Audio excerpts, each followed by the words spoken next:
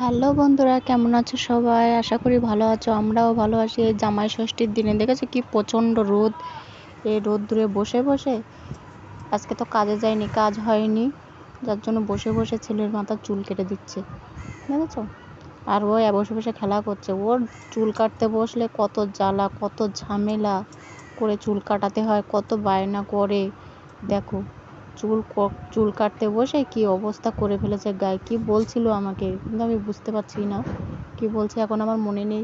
পিছনে দেখো ওই অ্যালোভেরা গাছ হয়েছে, আর পুঁই শাক, কি লোভনীয় পুঁই শাক, বুঝতে পেরেছো?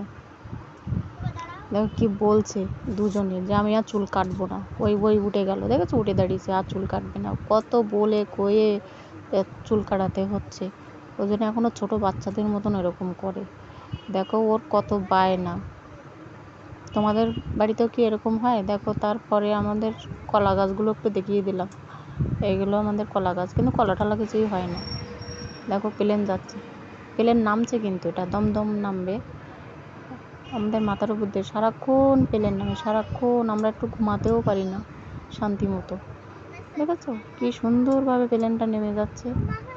ওই দেখো, আমাকে বললো বেলেট আনতে, বেলেটটা আমি নিয়ে এসেছি, ওই দিলাম। দেখো চুল কাটতে কাটতে কি অবস্থা।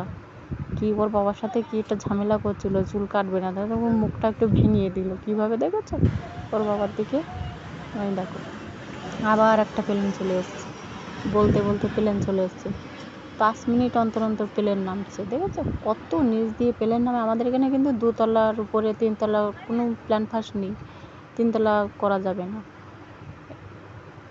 গরমের চোটে নাজেহাল হয়ে গেছে, গা চুলকাচ্ছে, ও আর বসতে পারছে না। তারপরে জোর করে চুল কাটা ঠিক না হলে হবে কি করে? সামনে বিয়ে আছে একটা, বিয়ে বাড়ি যেতে হবে। সেলুনে বলছে আমাকে সেলুনে নিয়ে যাও, কিন্তু সেলুনে যাওয়ার মতন পয়সা এখন আমাদের কাছে নেই, যার জন্য সেলুনে নিয়ে যেতে পারলো না। ওর বাবা কেটে দিচ্ছে। আজকে কাজে যায়নি যেহেতু, বলছে চলো আমি কেটে দিই। অনেক বায়না করে পরে ওই দেখো ঠাঁড়াঠাঁড়ি করছে, দাঁড়া চুলটা কেটে দিই, দাঁড়া ঠিক করে দিই, কিন্তু কথা শুনবে না, কি করবে। তারপরে দেখো আমার পুচু সোনা উঠে গেছে, কি সুন্দর শুয়ে শুয়ে খেলা করছে, সেটাও তোমাদের একটু শেয়ার করলাম। তারপরে দেখো এই দেখো চুল কাটা ফাইনালি হয়ে গেছে। কেমন হয়েছে তোমরা একটু কমেন্টে বলো, কিন্তু চুল কাটাটা ঠিক হয়েছে কিনা। Bye bye.